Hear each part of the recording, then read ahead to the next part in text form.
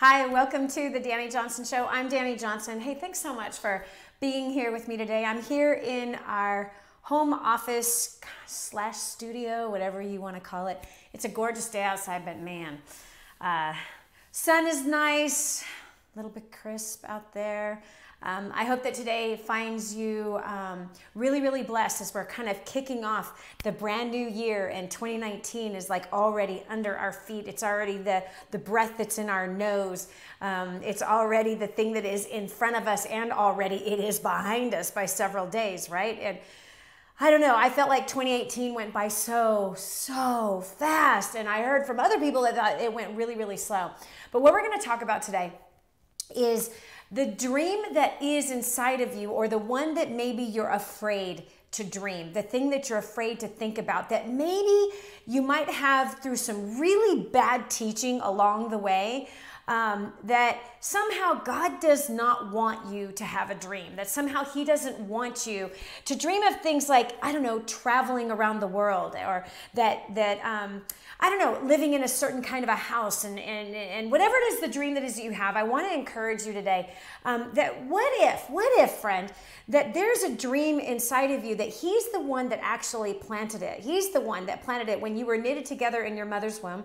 And maybe that you are the one who have talked yourself right out of it. What if it is that there is a specific assignment that you have here on planet Earth, and you have chosen to just go, oh, no, that must not be right. That must not be God. That must not be for me. Because somewhere down the line, somebody has programmed you to believe that you're lesser than, or that you're not enough, or that God doesn't do things like that.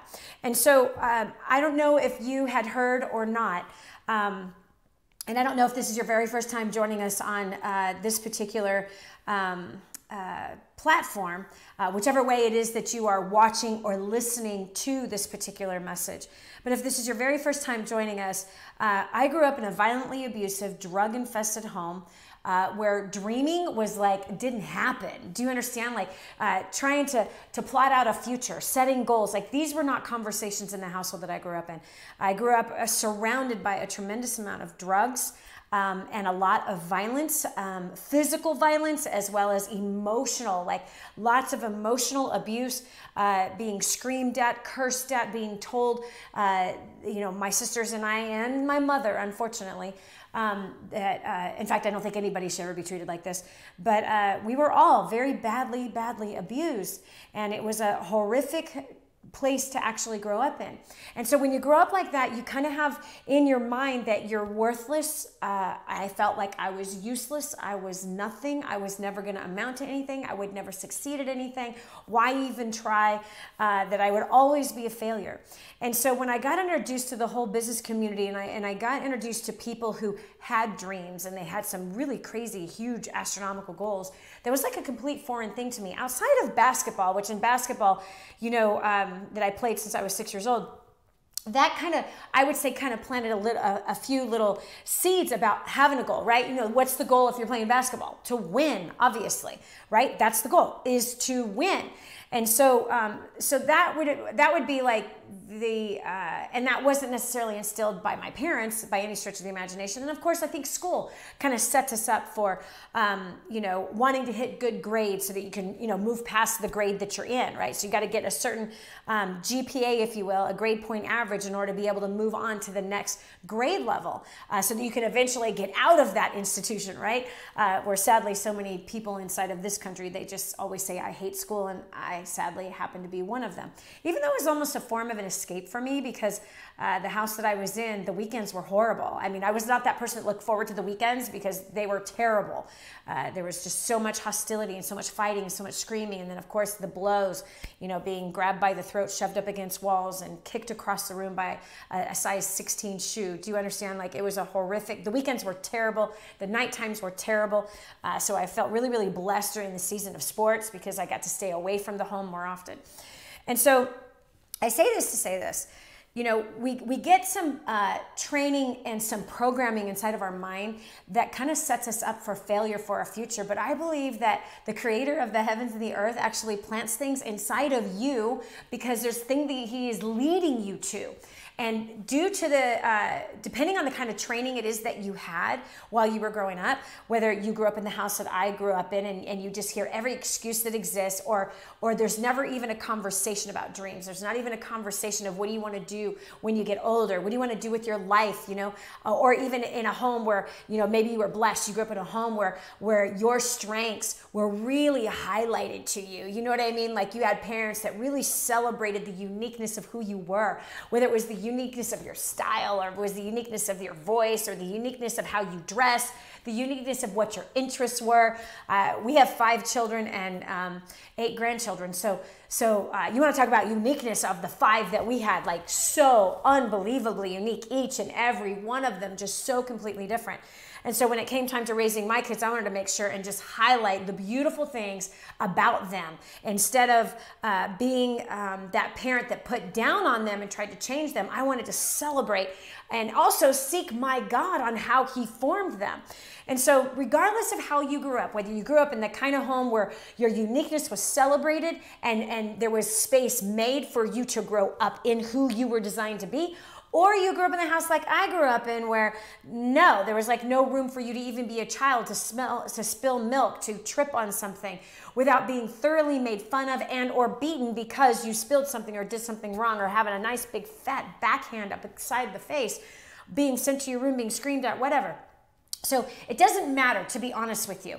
Okay, I simply just give that part of the story to just kind of give you a foundation of where I started from, because where I ended up is nowhere near where I started from. And you have the capacity to do the same thing, because literally I went from, that badly abused home and having, a teen pregnancy, being a welfare recipient, to being homeless, to 2 years later being a millionaire. And not because I married somebody.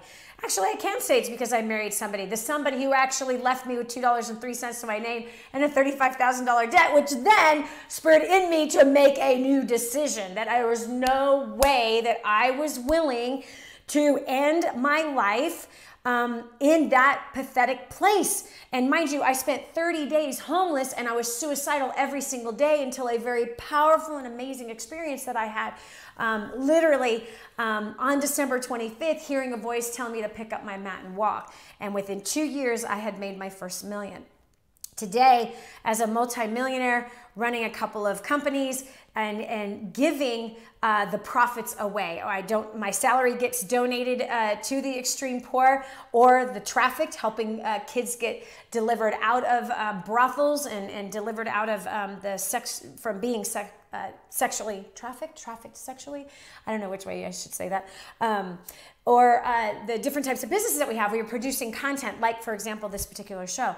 And so anyway, now being in a position to be totally financially free to where we can give it all away. And that to me is true financial independence. So here it is, a new year. Here it is, a new season. Here it is, a new time. And I really want you to press into perhaps that there is a dream inside of you that you might be purposely holding back, and you don't even realize that you're holding it back. And it could be the training that you had as a child, and or it could be some religious training that you've had through church, through Bible studies or whatever. And so I just want to just be like so upfront with you and real about the journey and the story in which God Almighty has done through my life, because he plays no favorites. But there were some things that I found in the best success book ever written, which he is the author of it and used a bunch of other people to write it on his behalf. And he gives us like a final copy about how to live our life. He gives us direction, and he also in that book plants vision inside of us. And I watch everyday average human beings who are just like myself, some of which that grew up the way that I did, and some of which that had a great childhood and maybe grew up in a religious environment that was very controlling, that was very demeaning, that was very constricted. And yet we read through the Bible and we do not see a constricted God. We also don't see the people of God to be constricted either. We see some wild and crazy stories throughout this thing. And so what if you're the next wild and crazy story that he wants to write? What if that is true? So are you that person that there has been a dream that has tried to bubble up inside of you and you're the one that's actually stopping it? Are you the one that is thinking, oh, God must not want me to do that? Are you thinking, it's probably wrong, for me to have a goal that's like that? It's probably selfish of me to have a goal like that. These are things that I used to think. Right? And so when I would have, for example, I'll tell you, traveling is like a really big thing for me personally. And I will say that's like, not the highest thing on my list. Obviously, my marriage with Hans is the highest thing on my list after, of course, my relationship with him. But as far as how I live out my life, I want to honor him, the creator of the heavens and the earth, right? And I want to express that through how my marriage is. I want to express that with how I treat my husband and the kind of harmony and peace that we share, as well as passion and love and fire and wonderfulness and great experiences that we're having with each other, as well as challenging experiences that we have with each other. And that I want to make sure that we honor our God inside of that. And I can't control my husband. I can just control myself. So when I look at the Torah, which is the original Bible that was written, and everything is summed up inside that entire Torah, which was the first 5 books of Moses, where it is, everything gets summed up. In fact, it says it right here in Galatians, which is the second testament and the second writings that was written. Guess what? Yes, I can see. Okay, wait, guess what? I'm going to put these on. Oh my gosh, and they're terrible. Don't laugh. Hi. Okay, don't laugh. All right, so here's what it says. It says in Galatians 5, let's start at verse 14. It says, for the entire Torah is properly understood in one word manifestation. You will love your neighbor as you would yourself. Okay? And then it goes on to say in verse 15, but if you bite and devour one another, beware, or else you consume one another. For flesh desires a thing that is against the spirit, and the spirit desires a thing that is against the flesh, and both of these are opposed to one another, so that you are not able to do as you wish. All right, so let's just stop right there. Okay, so listen up. After you're done like laughing about my glasses. Okay, so listen up. So the reality is that when I look at what the full Torah, right, and everything that is in the Bible after the Torah always relates back to the original 5 books of Moses that God spoke to Moses. And it really is a final copy, an owner's manual, if you will, of how to live, which is like such a beautiful thing. And so I want to make sure that if I say that I know him and that I love him, and yet I am rude, mean-spirited, and nasty to my husband, and I'm neglectful of my children, and I'm biting, and I'm harsh with my tongue towards my family, or I'm putting them down in some way, then I'm certainly not honoring God, right? I certainly don't have my priorities set correctly.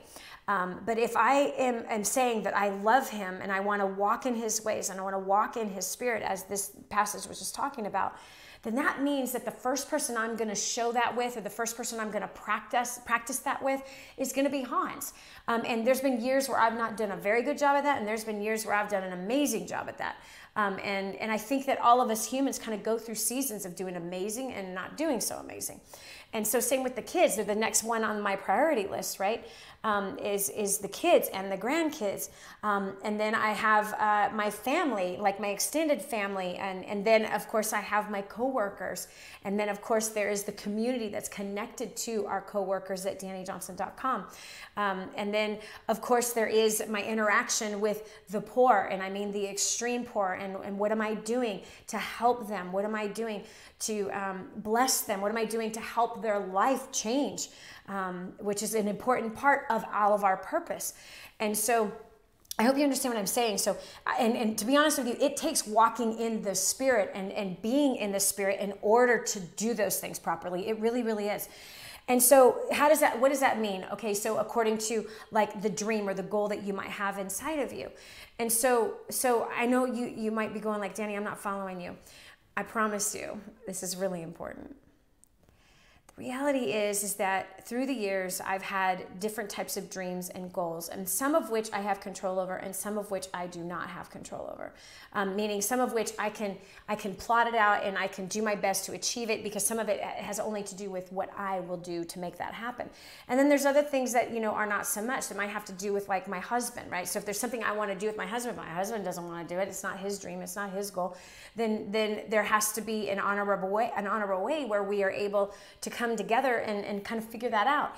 And so if you are concerned that you might have a dream, or you might have something inside of you that is not godly, or it's not right, or it's somebody has made you feel like it's not worthy, or it's not purposed, or it's just just completely selfish, I want you to see a different side of your God. I want you to see and understand a different perspective of him. And so when I was talking about like, okay, so Hans and I have some different goals. We have some things that different passions, right? We have different desires. And there's several things that are like nowhere near each other. Like we don't have like any bit of a similar interest in some things at all. And then there's some things that we do have some common ground. And so traveling's a big deal for me. Like it really is. Like it does something inside of me. And maybe you have a dream to travel too, but you're thinking, oh, it must be selfish, or that if I'm not traveling, as a missionary, then it must not be godly. Friend, you are limiting God. You are totally limiting him. Okay, what does he ask us to do? He asks us to love him and to love our neighbor, all right? That's what the entire Bible is all summed up to be. Love him with all of our heart, all of our soul, with all of our strength and all of our resources, and love our neighbor. Love our spouse, who is our closest neighbor, our children, our coworkers, our community, love our customers, love our enemies, right? That's a whole nother part of it that I don't think any of us like, is to love our enemies, right? And so when it comes to like really looking at what some of these goals and dreams are, we have a tendency of over spiritualizing them. And so if I'm a missionary, let's say that I have a desire to travel, so if I love God, that must mean that I'm called to become a missionary. And guess what? I'm telling you right now, nope, maybe not. That's not necessarily true. Here's what I can tell you. That if you had a goal to travel, and let's say that your spouse doesn't, but you do, and yet you're afraid to verbalize it, you're afraid to talk about it, you're afraid to think that, wow, is that like something really from God? What if it was? What if it was? What if it was? I want you to look at that thing that you're afraid to talk about, that desire that you have that you're afraid to even consider because you've somehow rationalized yourself out of it. And I want you to bring it back up, put it on the table, and I want you to say, wow, what if this is God? What if it is him urging me to do this thing that I am afraid to say? It might be him. Come on, you know what it says in Jeremiah 29:11. I mean, come on, this is like one of the most overspoken scriptures in the Bible, that for I know the plans that I have for you, plans to prosper you and to give you good health, not plans to harm you. Right? And also we see that he says, I knew you before I knitted you in your mother's womb. Okay. He also says to bring your plans before me and I will help them to succeed. He says, man makes plans in his heart, but I order his steps. Okay. He says to make it down, like write the plan down, write the dream down and make it plain. Right? And he even has situations in there where it was like, I will send angels to make it happen. That he moves the heavens and the earth to make his will come to pass. And so here's one thing that you can do, because if everything I just said, like if none of those things like resonate with you, it's like, oh my gosh, okay, so if you pull that thing out that you're afraid to talk about, that you're afraid to believe, that you're afraid, that, oh, I don't know if this is from God and I just want to honor him, but I'm just not sure if this is from him. Here's what you do. You pull it back out on the table and you lay it down before him. And you say this real simply.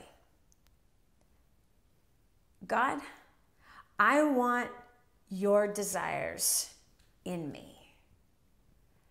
And I want the ability to understand your desire for me. And I want you to take away my desires. Take my desires and trash them. I don't want anything. By the way, I said this years ago. And when I was on the ship in Antarctica, and I began to tell you a story about what happens when you and your spouse don't see eye to eye together, and the great miracle. The whole point of that particular show was about the miracles that had happened in our marriage, because we were on our 25th wedding anniversary, and just kind of like, thinking all that through. And what came out of that after I finished talking to you that day, I walked away from that so convicted, and I literally sat back and I just went, it's been way too long since I have said that. It's been way too long since I have uttered that prayer. It's been way too long that I have done an inventory on my desires and laying them down before my Creator and making sure to follow that which is from Him, instead of just running fast on my own and in my own way, to literally lay down all of my desires before Him and let Him direct my path. And so travel, if you think that traveling must not be from Him, if you think that desire to travel around the world and to see new things and to try new things is not from Him, or whatever it is that you have, this hidden little desire, this hidden little goal that you think is not from Him, and therefore it's wrapped up in pretty, actually I'll say nasty packaging called guilt and shame and fear and control, I want you to take the wrapper off. I want you to put it back up on the table and say, God, this is a desire I have. I'm afraid to talk about it. I'm afraid to believe in it. And if this desire is from You, then I pray that You make it even bigger, and that You give me the courage to talk about it. You give me the courage to share about it. You give me the courage even to go like on social media and just like have a conversation with people about it. You give me the courage to talk to someone safe about it. But if it is not from You, then I ask that You just take this desire out of me. And I want to handle that little thought in your mind, that you decide on your own what's from God and what's not. And the reality is you're playing God when you do that. You're literally playing God when you do that. So as I said before, travel's been like a big thing for me. And I believe that it is Him that planted the desire inside of me, especially this last trip to Antarctica. Because things that I experienced there that literally drew me closer to Him, something I had been praying for, by the way, literally, for this past year, I had been praying like, God, I want that renewed salvation again. I want that renewed spirit in me. I don't want to walk in a dry place spiritually. I want to know You in a new and in a fresh way. That's what I wanted. That was like my goal, if you will, for last year. And it wasn't an easy year. It wasn't at all. And I had some really big, disappointing failures that I did to myself. Not that anyone else did, but I encountered some failures that I just was not proud of myself about. And while I was in Antarctica, I made a list of things that I learned from that experience, from being down in Antarctica and from this trip. And I learned a lot of things. And one of them was that He really speaks to me through beauty. And the beauty down in Antarctica is at a level that is unlike, I hate to say it, but I think it tops Bora Bora. And Bora Bora 2006 is my first time going there. And look, I had this desire to go to this place called Bora Bora. Somebody had said it was like the most beautiful island in the world. And I'm not a beach person, right? I'm not a beach person. I'm not the, I'm just not. I'm more of a mountain, or at least at that time. And my mind has changed a little bit since then. But first time going to Bora Bora, I was overwhelmed. I was overwhelmed with the beauty. The beauty of it made me cry. And I remember like being at church and hearing these different songs that talk about the beauty of the Lord. And I'm like, that's just kind of weird. It's just kind of corny. What's that? What is that really like? Like the beauty of the Lord. And, we're sitting in this, building with sheetrock and wood and, and in some of them it's like now there's lights and steam and, big screens and, you feel like you're at some like rock concert or something. And, which is, the music is great and, okay, whatever. But the beauty of the Lord and just going like, what is that? And I asked for years, like, what is it? I don't understand what that is until I went to Bora Bora. And when I went to Bora Bora, I finally encountered what that passage was saying about the beauty of the Lord. Like, whoa, like it's overwhelming to the point where it brings you to tears, to the point where it stops your insides. It's almost like your heart stops, your breath stops. You're just completely enamored with his glory, to be honest with you, with his beauty. And so that was the first time I ever encountered something like that. And I had so much growth encountering him in that way. And so here, this past trip to Antarctica, the same thing, but a whole nother level. And I can't stand the cold. I do not like cold weather at all. I like warm weather. And so here I've had this desire to go to Antarctica. I've had this desire to hit all 7 continents. And so on the outside, some very religious person is saying, well, that's just selfishness. That's just ridiculous. That's not of the Lord. That is not of God. Stop letting people tell you what is from him. Stop letting people tell you what's not from him. It's ridiculous. Could you imagine? Come on, here's Abraham in Genesis, right? Here's Abraham, and he is told, leave your father's house. Go traveling, dude. Pack a backpack and get your people, your team to pack a backpack, and y'all head out to a place I'm going to lead you to. Could you imagine if somebody told him? And maybe he did. I mean, his father might have told him, like, don't go. You're breaking my heart. You can't do this to me. But God planted that desire in him to leave his comforts, to leave the comfortable home that he had, the comfort of having his family around, his dad, his siblings, cousins, you know what I mean? His uncles, like everybody was in the same place. And it could be daunting. Leave your business, leave what you know, and go. A scary thing, right? And today, if it was today, there might have been people that would have said, well, that's kind of selfish. Or, oh, you must be called to the ministry. You must be called to the mission field. No, Abraham wasn't called to the mission field. He wasn't going to Canaan to evangelize anybody. Not at all. So isn't it so interesting that in our current church world, in our current society, that we over-spiritualize a lot of things and we come up with our own set of rules about how God talks and what he says and what he approves and what he disapproves. And so just because you might have a desire to travel doesn't mean you're selfish, number one. And number two, it doesn't mean you're called to be a missionary. That's not what that necessarily means. But what I can tell you is that these places that God has planted in my heart that I believe were from him, to go and to experience, brought me to a deeper understanding of him. And I had phenomenal moments. I've had amazing moments where everything in my body just stops. And tears are rolling down my face. And I realized on this last trip that, wow,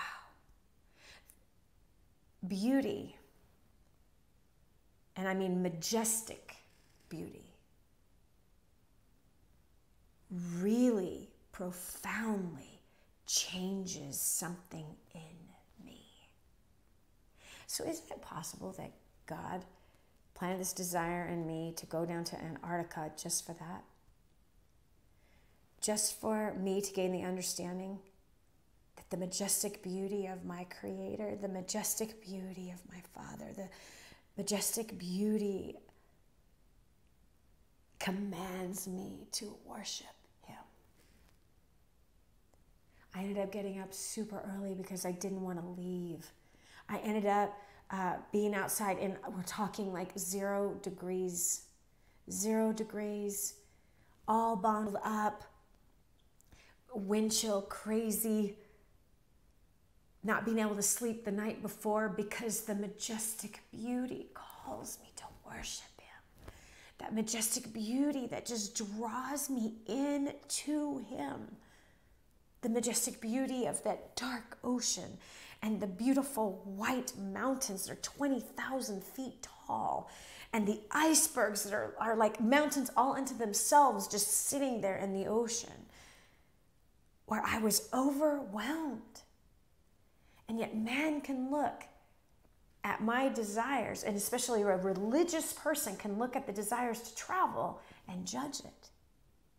But yet God was the one who was calling me to that place, to bring me to this place that I cannot experience in a church building. I'm not saying I have not experienced true worship in a church. Of course I have, so many times, and tears and all of that stuff. What I'm telling you is it's a whole nother level of worship. It's a whole nother level where your being is doing it. It's not something that you have to shut your mind off and stop watching all the distractions that are around you sometimes when I'm in a church, but it's more of like my being was brought to be still in that moment. Like, boom, it was so powerful that everything in me was like stopped, halted, stillness of the Lord brought inside of me. So listen, I want you to take that dream. It's 2019. I want you to take that secret hidden thing inside of you that you're afraid to talk about, that you're afraid to explore, that you have rationalized that it must not be for God or it must not be meant to be. I want you to take it out, dust it off, take all the junk that you've piled on top of it and talking yourself out of it, put it out there on the table, sit there and say, okay, God, this desire has not left me. This desire too, and then fill in the blanks, has not left me. So if this is from you, then I'm going to agree with you to step out and trust you to go out and accomplish it. If this is not from you, then I ask that you take it away completely from me. I want to follow you, and I want to follow your ways, and I don't want to rationalize and talk myself out of what's you or what's not you. Come on, it says in His word that it says that my thoughts are higher than your thoughts and my ways are higher than your ways. So what if He wants to do that very thing with you for a much bigger, deeper purpose than what you think? Quit rationalizing and start trusting. And if you're not sure if it's your desire, if it's His desire that He planted in you, then lay that down before Him. Lay it down before Him and tell Him, I'm not sure. He already knows you're not sure. But friend, I really believe that this year you are going to have an experience that you were not expecting. And it is going to be a profound experience that perhaps will shape the rest of your life. It'll be a cornerstone experience that is going to shape the rest of your life. So do it today. Today, in fact, as soon as you and I are done with this conversation, I want you to sit. Maybe open up a journal, piece of paper. I want you to write what you heard me talk to you about. And I want you to do what I just asked you to do. Bring up that thing or those few things. Lay it before Him and just talk. God. In fact, I'll show you how even right now. God, you're the creator of the heavens and the earth. Father, I want my desires to only be your desires. Plant your desires in me. Plant your desires in me. as an exchange. So God, even show me the desires that I have and the things that I am chasing and the places that I am going, that I've made up my mind on my own to go and chase and do without coming to you first. You know where I've come from, and you know where I'm going. You know all things. You know how you made me. You know how you formed me. And you know what you had in mind when you did it. So, Father, please take the desires out of me that do not line up with what you have for me. And I give you my fears that you might have me go do things that I do not want to do. I give those fears to you. And I ask that you plant the desires in me and that I agree with it. And forgive me, Father, for the places I've gone and things I've done that are not of you, that are not of your desires. I ask these things. B'Shem Yeshua HaMashiach, amen. It's in the name of Jesus the Messiah, amen. Don't you understand that if you allow his desires to penetrate you, they now become your desires. So you now want what he wants. You now want what he wants. And when you want what he wants, he does it. He does it. So you don't have anything to worry about. You have nothing to worry about. It's like this. You know, when I first became a millionaire, it was all about me making money, friend. It was all about me making money. It was all about nice cars. It was all about nice houses. It was all about big fat jewelry. It was all about nice clothes. It was all about status. It was all about, man, I'm going to be more respected, you know. I'm going to show to the world that I'm something. But all along, I believe God was the one that planted that desire in me because he brought me to the end of what that world had to offer, which was a trap, and it was greed, and it was bondage, and it was pain, and it was suffering. It wasn't what I thought it was going to be. He then planted a desire in me to help those who can't help themselves. He also planted in me a desire to help people to succeed wildly in the marketplace, especially those who call upon his name, especially those who say they are called by his name, yet they're failing in their marriages, and they're failing with their kids, and they're failing financially, and they're failing with a dream and a goal, and they have no idea how to make that thing happen. And they're not the example that they desire to be. And so here he gave me the desire to help these two types of people. And if he had not walked me through the glitz and the glamour and all that other junk that was just so empty, and he pruned me and planted a desire in me to love people.